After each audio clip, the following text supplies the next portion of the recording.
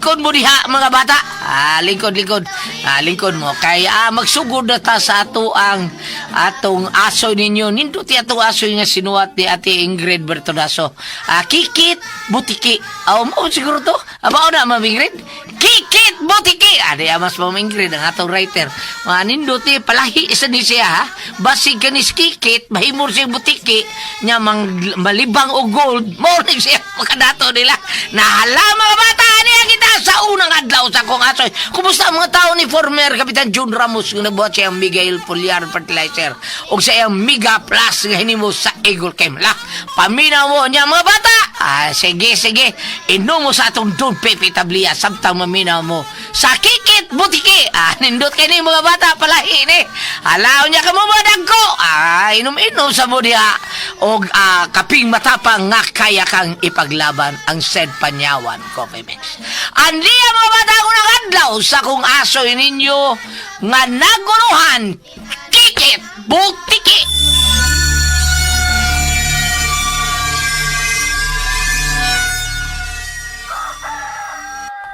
Kikit, bangon na diha. Huy, bangon na kay buntag na. Kikit, pagmata na. Buntag na. May duka pa gani kayo. Kasi do ka pa, uhayag na kayo, oh. Sa'yo pa gani kayo. O nabitag klase. Summer na. Pwede rin ko dugay mata. Pero grabe na sad, uy, Kikit. Alas 6 na, oh. Hayag na kayo. Sige na, bangon na diha. Ay, mama, matug. Lagi ko. Namipay katug. Ay, ni mong bataa ka. Kagahi ba ni mong ooy? Kada buntag na lang yun. Pugsunon kay kang pabangunon. Ay, paita. Nala, Kikit, bahala ka diha, ha? Anto na ko. Apaso pa na ako ang imong amahan dito sa umahan. Dadan pa to na ko siyang pamahaw. Pagsukad na lang diha nigmateng. Berting, dali una! Pamahaw sa! O sige si ma. Manhara ko ron. Ay, dali na, oy. Mayo kay init pa ring mais nga. Giputos na kus daon sa aging niya. Gibutangan na kong sinugbang buwad. Mau ba? Ay ka labi. Ay, dali na ga. Dali na gani. Dali na. Samtang init pare. O lagi nana.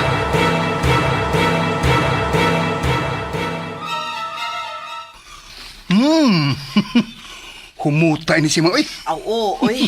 Oh, sige na. Kaon na. Kalami ini si ma. Uy. Samot na sukas tuba. Humot sa king sukas tuba. Ya. Butang lang siling kulikot. As kalami ay ni si ma. Uy. Ay, sige, wait diha, oy. Hala, kaon og maayo. Ya. Ikaw di eh. Oo, dungan ng Kaon diya. Gani. Taba. Si Kikit. Ay, da, ato ah.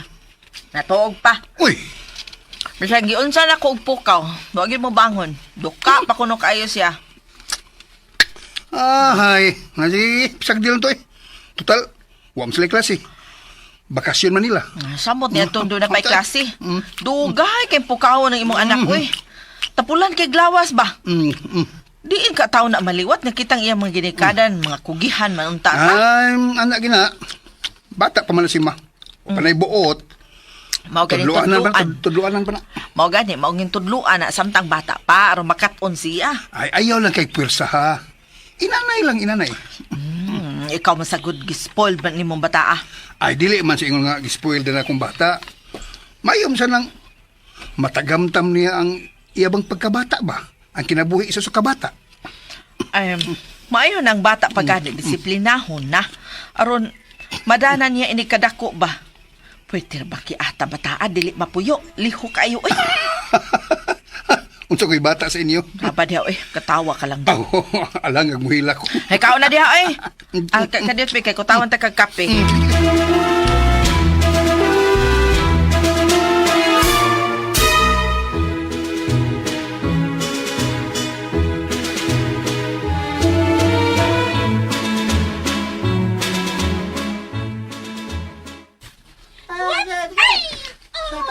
O ni mo masaw.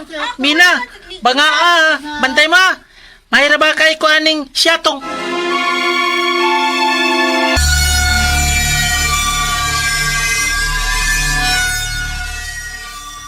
Andam na mo, Mina. Oo, andam na. Sige, bantay mo ha. Sige. Kada. Andam na, eh.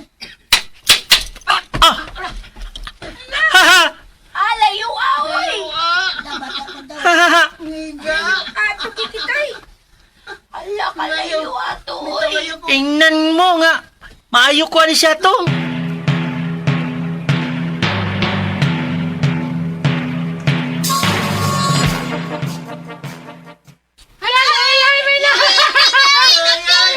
Ayaw ka bala kami na!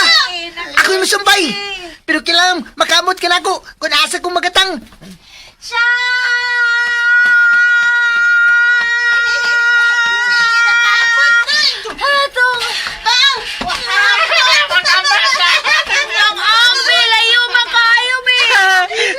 Naputol! Oy, kabot na ko, Mina! Wakatiwas! Katangon ka ko nimo! Aron masumpay ko! Kay kauban man ka!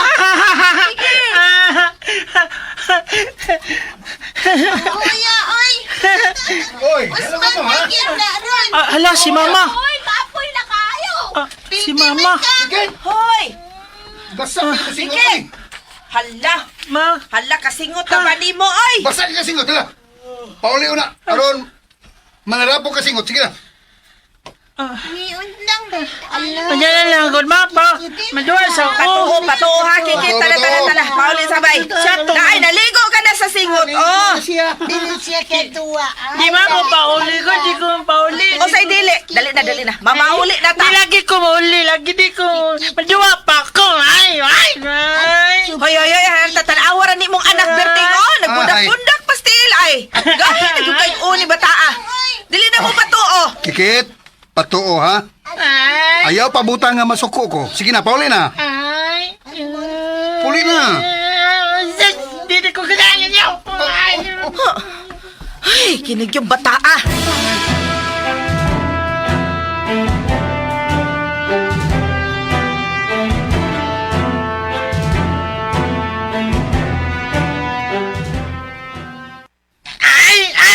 Hilom na ha. Hilom na ha. Dali na, bebe. Kubuhan ta na imong t-shirt, be, kay basa ka. Di ka! Ang yung pag-guys mong uha, kikit. Masakit ka, ana. Mauga nagsingot imong buko-buko. Bahala, masakit ko. Bahala, matay ko. Uy, kikit. Uy, beteng, nakadungog ka ni mong anak, ha? Dili na giputahod na ako, oh. Ay! Unsa man ka? Di mo ka mutahod ni mama ni mo. Ang abi! Gusto ko maduwa. Di ba ko niyo paduwaon? Pwerte na galing mong duwa. Nay, awa. Singot na kay ka? Unsa ka man in taon, oy. Naganahan pa ba ko duwa, bi? Di mo sugot. Bida Dili man sa ingon nga dili may musugot ka magduwa ka, kikit. Gipaduwa man ka. Mao. Pero ikaw na kay singot na kay ka. Udto na sad, oh, init na kayo. Yan, ano lagi to sila, ki? Sige pa lagi to sila duwa, bi. Bida, oy. Di ako, papauli ko ninyo. Tungod kay sakto na sa oras nga ting pauli na. Maula. Pasag dito sila. Hawa pa man sila papauli as ilang mga gidikanan. Kapi kay papauli naman ka. Kaya di may gustong masakit ka. Masakit din na magduwa to. Di ko ganahan ninyo. Di ko ganahan ninyo. Ay. Di ko ganahan ninyo. Mabos lang Pan mo. mo. Pan mo. Kikit. Ma'am.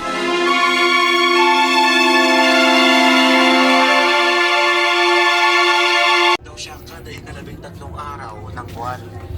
Dito nagsimula mga kaibigan ang hiwaga ng Our Lady of Fatima. Dito rin nagsimula ang isa sa pinakamalaking mass psychological events sa kasaysayan. Habang tumatagal, dumami ang mga taong nakaalam at nakarinig tungkol sa tatlong bata. May mga naniwala, may mga nagsasabing gawa-gawa lamang nila ito, may mga paring nagduda, at may mga opisyal ng gobyerno na nagalit. Ngunit buwan-buwan, patuloy raw nagpapakita ang mahiwagang babae. June 13, July 13, August 13, September 13, at sa bawat aparisyon, may mga mensahe raw itong ibinibigay. Mga mensahe tungkol sa digmaan, kasalanan, pagdarasal, at parusa sa mundo. Isa sa pinakakilalang bahagi ng Miracle of Fatima ay ang tinatawag na The Three Secrets of Fatima. Ayon sa kwento, meron daw 3 lihim na ibinigay ang aparisyon sa mga bata. Ang una raw ay bisyon ng impyerno, ang pangalawa ay tungkol sa World War at Russia, at ang pangatlo, matagal nang itinatago ng Vatican. Dito nagsimulang mabuo ang maraming conspiracy theories. May ilan na nagsasabing ang ikatlong lihim ay tungkol sa katapusan ng mundo. May iba namang naniniwala na may tinatago ang Vatican. At hanggang ngayon, marami pa ring debate kung nailabas na ba talaga ang ikatlong mensahe. Ngunit bago pa man lumala ang mga conspiracy theories, may isang pangyayari na nagbago sa lahat. Noong July ng 1917, sinabi raw ng aparisyon kay Lucia, Sa Pila. gagawa ko ng himala. Pila man.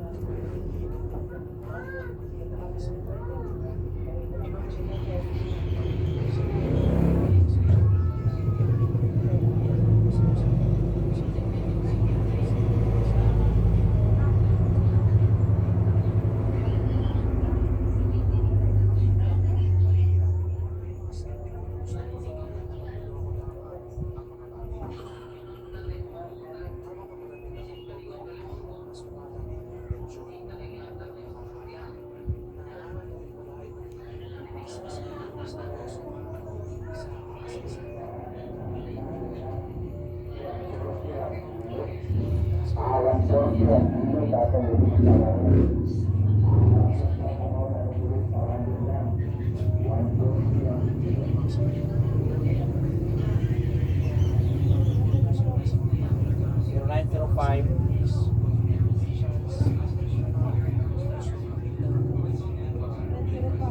539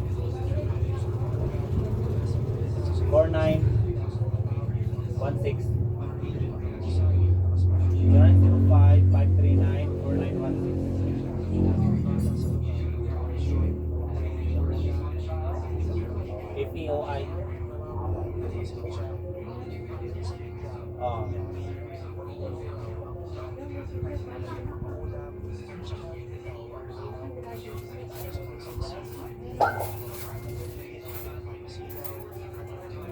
Baka reference last 3. Oh, last 3.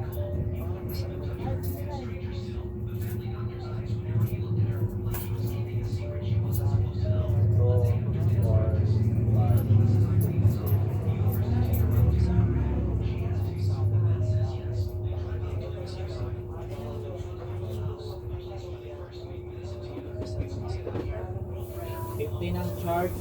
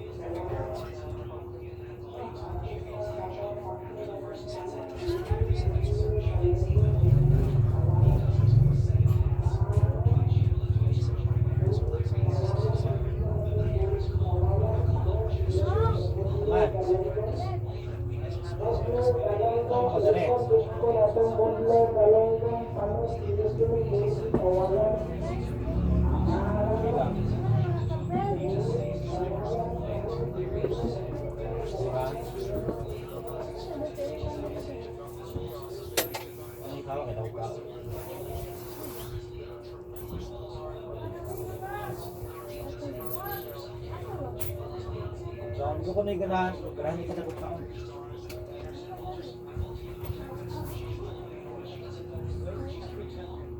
Taon.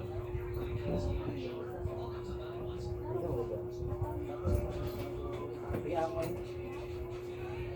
Ako ang nagkaya, bukas ko nung kaya ng bukas. Hilit ko na kaya ng burger galing sa isang.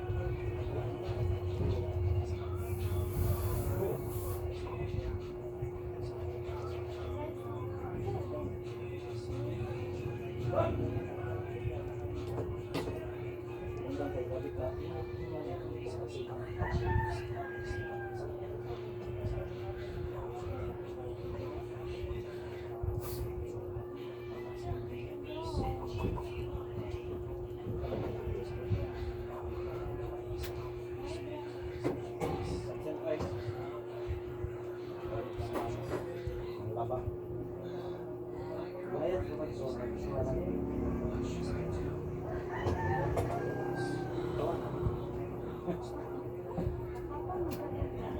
Naglikay ra mo to sa labhonon di ay.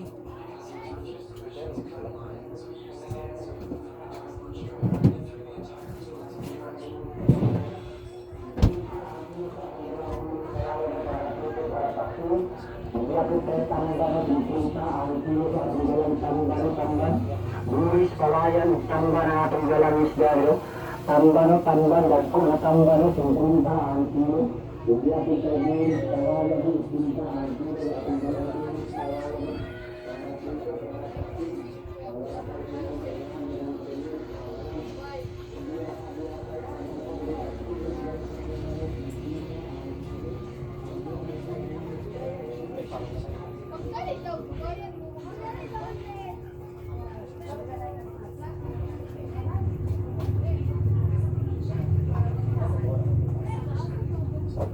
Taga Barrio raman to.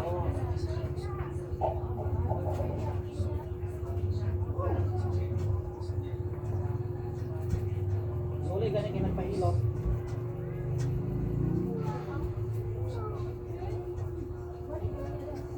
Sigara pa niya. What? Laki magyapon to.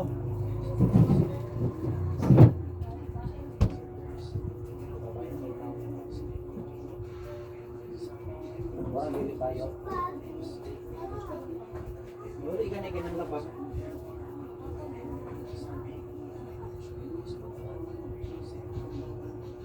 Para magkuna pa ako kung sa gabi ay aron makawin.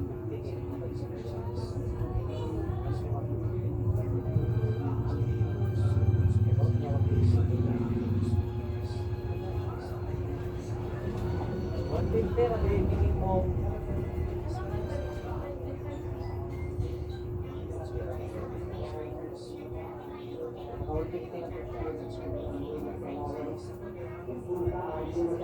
Hindi po ka mo to, oh. Sinusunod ka na, no? Kasi po isaw TVI.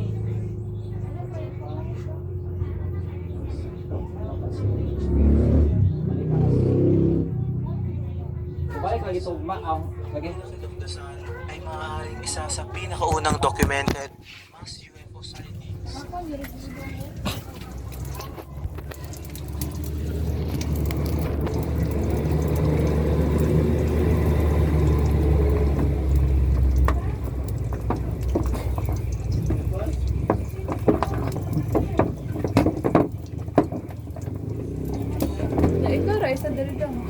Hoy, kami kung ako ra isa.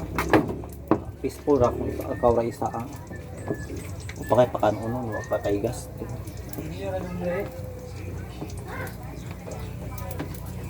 Ano kung ako ra? Panindot ra. Tagalin niyo daw. Gilabad sa ulo diba?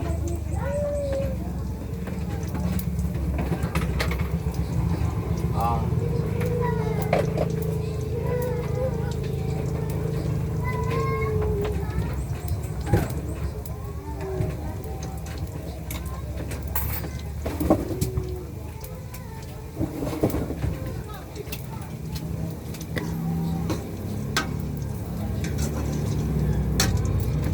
Kaya po ito, kung natiangan. Yan ay kay bugat kayong hamburger niya, init kayong ulo. Basta mao na to. Love ka to. Ha? Video ka. Oo, vlogger ba yan? Si hi to the camera. Matay ako ka na. Sikat na dito.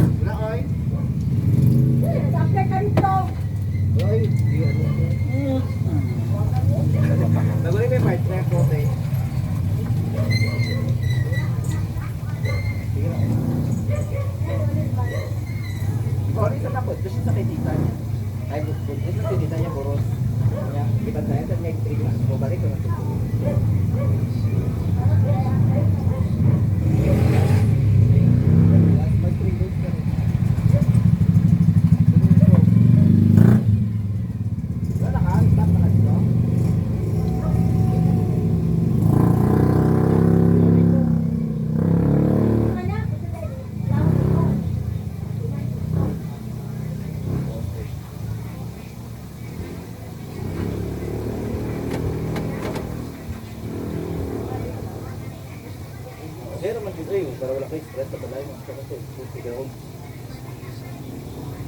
Gusto ko malaag, di ko talaag. Eh, di ba ito para laag? Balay naman ito praminti niya. Gusto ko malaag, di man ito palaag. Oo, naniwala na. Sigmod yung joke. Joke lang. Naiwana po siya daan. Gusto yun, dapat di ba? Mukha naman yun. Mukha naman yun sa balay kita. Sa isa ka ano, isa. Pero kung una, adlaw siya nagkaka. Hindi kumpleto. Iyak kaon. Kung bisa itong nag-ulit si mama sa kudabatong. Bukaon talaga sa ilabiding. Ha? Kung kabisig-bisig ni Diyos, mga sabag, ano na ako, kabalo na gano'n mo, ang puga. Go. Napasok ang science. Hanggang ngayon, pinagdedebatan ng scientists kung ano nga ba talaga ang nangyari. Ako di ang gikasal. Masukay man din nga ang taras doon mismo ang mag-invite sa inyo, ha? Taras mo yung mag-invite sa inyo.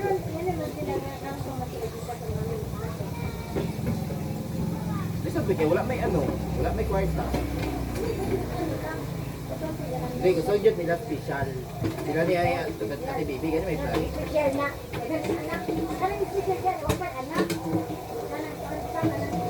Special, I mean, sa pare, jud ba? Okay, managyan ko ng sa, mayor. Pero mas okay, jud na sa pare. Ay, guys, may kwenta ka.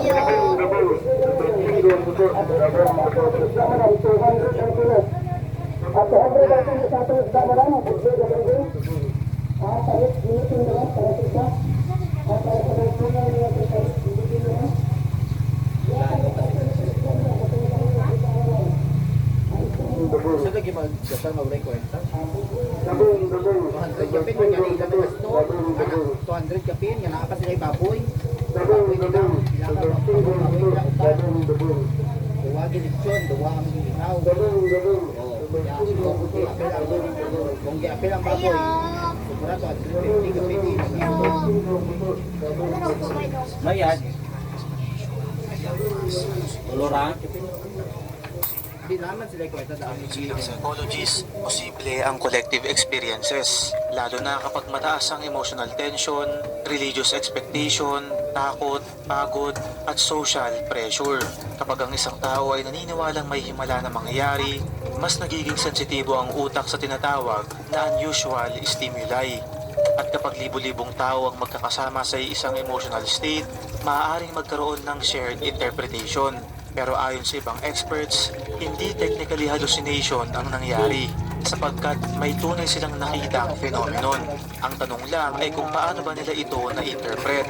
Halimbawa, maaaring may unusual atmospheric event pero dahil relihiyoso ang context, naging miracle ang interpretation. At dito pumapasok ang pinakamahirap na bahagi ng Miracle of Fatima. Hindi madaling ihiwalay ang psychology, religion at actual physical phenomenon. Dahil kung iisipin, halo-halo na ang mga factors. At marahil yun ang dahilan kung bakit hanggang ngayon, hindi pa rin ito tuluyang maresolba. Para naman sa paranormal researchers, ang Miracle of Fatima ay higit pa sa himala. May ilan na naniniwalang dimensional phenomenon ito.